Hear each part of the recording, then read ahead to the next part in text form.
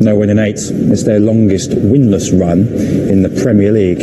Is the time up for Lampard? Do I think it's up? No, I don't think it's up.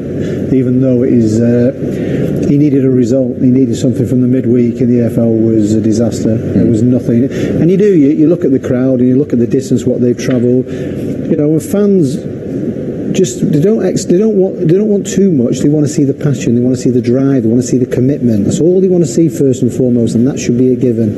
They didn't get it in the midweek, so they had time to think about it and put a good performance in. They didn't do it today at all.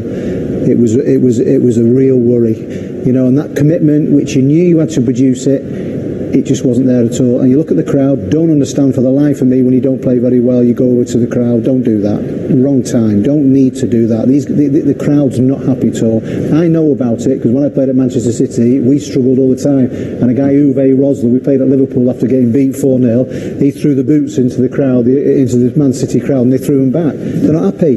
You know, they're paying money and they want to see commitment. They want to see everything what's just normal in a game of football, and they didn't see it. So the pressure is on him. You know, I know you said the run of games, but these last two, it's bitter. Now all of a sudden they're not very happy, and he's put himself under pressure. Now whether that's Frank, whether it's the team, not good enough now. So I still think he'll be here after the World Cup, but things have to change because there was not commitment. They were all over the place. The fight wasn't there. And that's unacceptable, that, you know, and that's that hurts the crowd and that hurts the club. That's so. Frank is under pressure, but I still think he'll be there after the World Cup. I'm not sure who said it in the post-match interviews, but we've got a lot of learning to do. Was the reaction from one of the players? But help me out here, Didier. When you've got a lot of learning to do, I don't quite understand.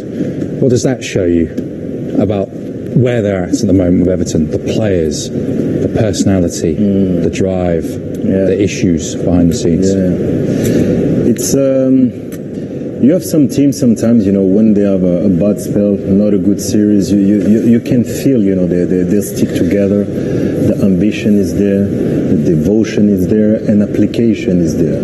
Like Leicester at the beginning, they were not far, you know, they were conceding goals, but the mentality was there. They were unlucky sometimes, you know. For Everton, it's something else. It's when I see it in the League Cup and today, there's something missing, you know, the relation between all the part of the club, and I'm talking first between the coach and the players, and as Nick was saying, there's simple things, you know, that you feel in a team. You can have a bad series, but when you have 8, it starts to smell really, really bad because you don't have the power to react. You don't give that drive, you know, to your players, and so it's not easy for Frank at the minute. So you need big change. You need to have the players behind him, and they need to understand they're in a bad situation. Yeah.